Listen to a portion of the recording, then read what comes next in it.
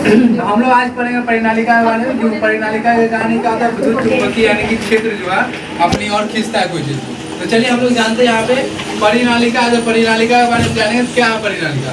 तो परिनालिका क्या है कि तार की बनी हुई वैसी कुंडली जिनकी लंबाई अधिक हो। मतलब तार की बनी हुई क्या होगा, वैसा कुंडली होगा जिनकी लंबाई क्या होगा, ज्यादा होगा, लंबाई ज्यादा होगा और यानी कि और उसकी व्यास की तुलना में उस प्रकार के बने कुंडली को परिनालिका कहते हैं। मतलब जिसकी लंबाई ज्यादा और व्यास कम होगा उसी को हम लोग क्या बोलेंगे, परिनालिका कहेंगे। आ रहा है सच, ठीक है। देखिए तो हम लोग समझ गए यहाँ पे, समझिए यहाँ पे जिसकी परिनालिका यानी कि परिनालिका किसको कहेंगे, जिसकी लंबाई ज्यादा होगा और व्यास क्या होगा, कम होगा। लेकिन कभी कभी क्या करते हैं कि परिनालिका इसको नहीं बोलेंगे। क्यों? क्योंकि आपका जो कॉइल लेते हैं, आपको बड़ा वाला कॉइल लेते हैं ना, जो रड उड बांधते हैं, तो वहाँ पे कॉइल क्या होता है, पूरा गोलाकार आकार का होता है। उसमें क्या होता है, लंबाई जो आपका है वो लंबाई आपका कम रहता है, लेकिन व्यास क्या रहता है, ज्यादा रहता है। तो उसको हम लोग परिनालिका नहीं बोलेंगे। तो यहाँ पे समझते हैं परिनालिका लंबाई ज्यादा और व्यास क्या होगा, छोटा होगा। तार की कुंडली उसे क्या कहेंगे हम लोग, परिनालिका की।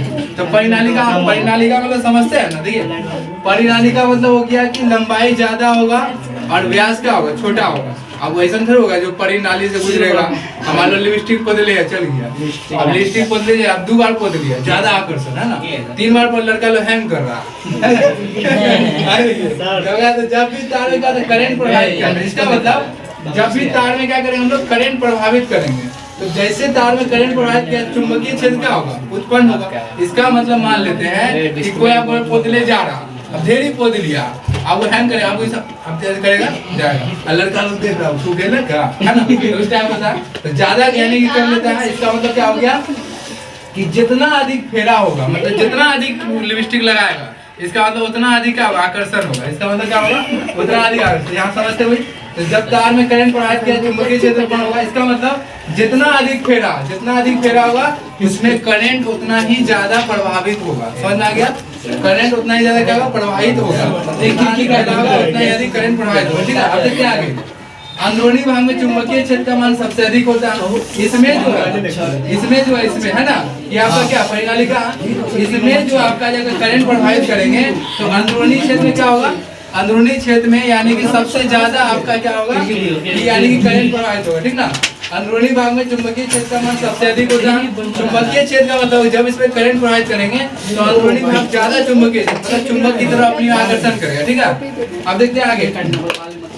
बाहर चुंबकीय क्षेत्र क्या होगा, शून्य होगा। बाहर का मतलब क्या हो गया, यहाँ देखिए ऐसा समझिए, यहाँ पे परिनालिका है और परिनालिका के अंदर करंट प्रभावित करेंगे तो चुंबकीय क्षेत्र क्या होगा, सबसे ज्यादा होगा, और बाहर करेंगे क्या होगा, चुंबकीय क्षेत्र कम होगा। अब हम आते हैं आगे।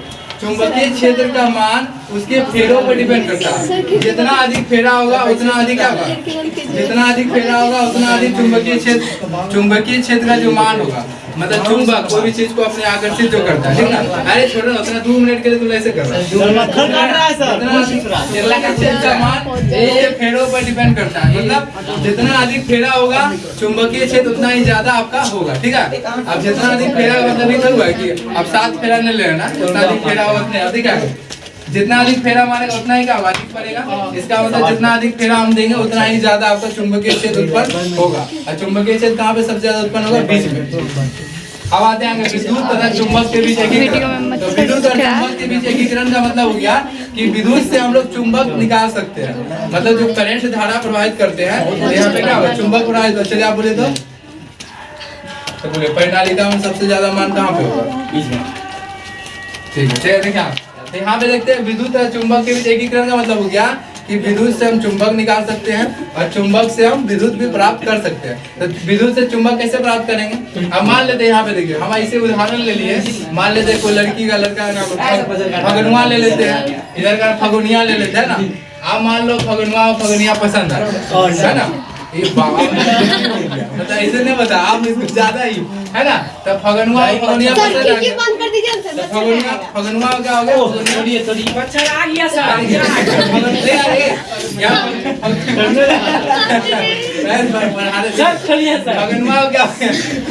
फगुनवा क्या भगनुआ क्या हुआ, पगड़ियाँ ज्यादा पसंद आया, ठीक है। अब देखिए क्या हुआ कि मान लेते इसको पसंद आया, ये क्या क्या इसको गुलाब दिया, फूल दिया है ना, तो ये क्या सैंडल गिफ्ट कर दिया, सैंडल गिफ्ट कर दिया। तो आप समझ रहे हैं ये विद्युत है चुंबक। अब मान लेते हैं कि इसको पसंद आया जिसको गुलाब भेंट किया, लेकिन ये क्या दिया सैंडल। तो ये दोनों के एकीकरण संभव है नहीं ना, एकीकरण संभव ये भी हो सकता है कि मान लेते हैं फगुनिया को ही पसंद है, मान लेते हैं फगुनिया क्या हो, फगुनवा पसंद है, अब ये इसको यानी गुलाब दिया, यही क्या यानी कि इसको गुलाब दिया मतलब फूल दिया, यही बोला दुख दिया उसका मुंह है ना, मतलब यानी एकीकरण संभव। हम आपको समझाने का प्रयास ये कर रहा है कि विद्युत देखिए विद्युत से अगर हम लोग चुंबक प्राप्त कर रहे हैं तो चुंबक से भी विद्युत प्राप्त करेंगे तब भी संभव है, तभी ऐसे संभव नहीं है। समझते देखिए विद्युत से चुंबक प्राप्त कर लेंगे तभी एकीकरण संभव नहीं, यानी अगर हम विद्युत से सिर्फ चुंबक प्राप्त करेंगे मतलब आपका विद्युत से सिर्फ चुंबक प्राप्त करेंगे तब एकीकरण क्या होगा, संभव नहीं होगा, या चुंबक से हम विद्युत प्राप्त करेंगे तब भी एकीकरण संभव नहीं होगा, दोनों तरफ से होना चाहिए। आप देखो अभी तक आप यहाँ देखा है, यहाँ देखो समझो ना रे, जगड़ जाओ यहाँ देखिए फगनुआ, यहाँ देखो फगनुआ मान लेते हैं इसको यानी गुलाब का फूल दिया, आप ई भी इसको मार दिया, तो इसका मतलब क्या है एक्स कैप मार दिया, मतलब एक्स कैप का मतलब क्या है एकीकरण संभव है, एकीकरण क्या आपका संभव है। तो हम वही समझते हैं अगर विद्युत से चुंबक प्राप्त किया जा सकता है तो चुंबक से भी क्या होगा विद्युत प्राप्त किया जा सकता है, वही से समझाना है। तो यहाँ देखिए बाद में पता चला कि विद्युत से चुंबक और चुंबक से क्या होता है विद्युत प्राप्त किया जा सकता है। बाद में हम लोग शुरू में नहीं जानते थे कि विद्युत से चुंबक प्राप्त कर सकते हैं और चुंबक से विद्युत, लेकिन बाद में पता चला ऐसा होता है। तो कौन होता है, तो सबसे पहले हम विद्युत से चुंबक निकालेंगे, बाद में पता चलेगा चुंबक से विद्युत कैसे प्राप्त करते हैं। पहले हम चुंबक यानी कि आपका विद्युत से चुंबक निकालते हैं। आप देखिए आगे विद्युत से चुंबक कैसे प्राप्त करेंगे। तो 1820 ईस्वी में डेनमार्क का एक वैज्ञानिक था जिसका नाम ऑस्टेड था। क्या नाम था आपका, ऑस्टेड। वो क्या किया विद्युत से चुंबक निकाला, मतलब यानी करंट प्रवाहित करता है, चुंबक यानी कि अपनी ओर आकर्षित करता है ना। जैसे मान लेते हैं हम यानी कोई चीज यानी कि करंट जैसे हम छूते हैं तो हमने आकर्षित कर लेता है तो हम बोलते हैं कि हमको छोड़ दिया। इसका मतलब ये हुआ कि आपका प्रतिरोधक क्षमता ज्यादा था इसलिए छोड़ दिया। अब पोलवा वाला में चलेगा 21,000 पर 11,000 वोल्ट में तो उसको जला क्या कर राख कर देगा, तो बोले आओ बाबू। सबसे पहले इन्होंने क्या कंपास लिया, इन्होंने पहले क्या लिया, कंपास ले लिया पहले। सबसे पहले देखिए सबसे पहले क्या ले लिया हम, कंपास ले लिया। उसका कंपास का मतलब दिशा सूचक यंत्र। इसका मतलब जब इसमें करंट प्रभावित किया, समझिए जब इसमें करंट प्रभावित करेंगे अगर ये हिला, इसका मतलब हिला, इसका मतलब कंपन हुआ होगा, कंपन मतलब चुंबक घिसेगा, ठीक ना। तो यहाँ देखिए सबसे पहले इन्होंने क्या लिया, कंपास लिया।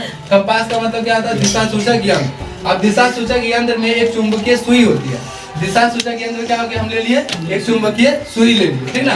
अब चुंबकीय सुई क्या होगा, दिशा सूचक एक चुंबकीय सुई होती है, उसके चारों तरफ तार बिछा जाता है। देखिए ये आपका यानी कि आपका दिशा सूचक यंत्र है। इसके चारों तरफ क्या बैठा दिए, तार जो बैठाया है इसको सटा के ना बैठाया है, हटा के बैठाया है ना, तो तार बैठा दिए।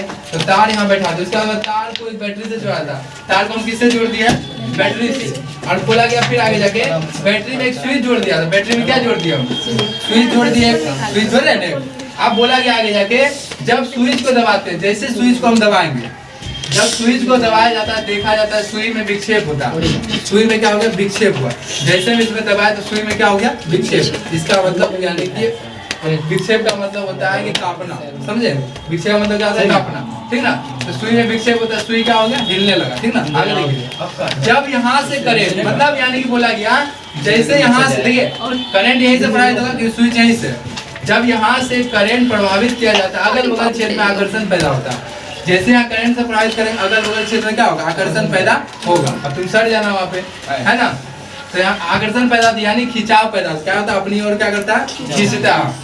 तो बोला सामान्य मनुष्य की प्रतिरोधक क्षमता क्या होता है, 50,000 ओम होता है। सामान्य मनुष्य का प्रतिरोधक क्षमता कितना होता है, 50,000 ओम होता है। इसीलिए हम कोई चीज को छूते यानी कि जल्दी हमको छोड़ देता है, जो हम लोग का यानी क्षमता ज्यादा है। लेकिन वही हम 11,000 वोल्ट इस समय चढ़ते हैं तो वहाँ पे क्या होता है, गिरा उड़ा के जला के नीचे करता है ना, तभी प्रतिरोधक क्षमता 50,000 ओम होता है, ठीक ना। आगे देखिए इन दोनों के बीच क्या होता है, कोण 90। देखिए इन दोनों के बीच कोण 90 मतलब समझते हैं। इन दोनों मतलब ये किया कि विद्युत और चुंबक के बीच जो है, इन दोनों के बीच 90 डिग्री कोण बनता है। कैसे, तो करंट अगर प्रभावित करेंगे तो क्या होगा, विद्युत यानी कि चुंबक ऐसे से बनेगा, है ना। अब मान लो कोई बुधवा जा रहा है, बुधवा सीधा जा रहा है, मान लो करंट बुधवा, बुधवा करंट हम अकेले गया होगा पूरा हाँ। तो 90 बगल वाला मोटरसाइकिल लेके जा रहा है रोहन उधर वहां गए हो 90 डिग्री क्या 90 मतलब यानी कि चुंबक करंट और चुंबक के बीच कितना डिग्री कोण बनता है 90 डिग्री सर यहाँ ढोल बज रहा है ठीक ना चले जाओ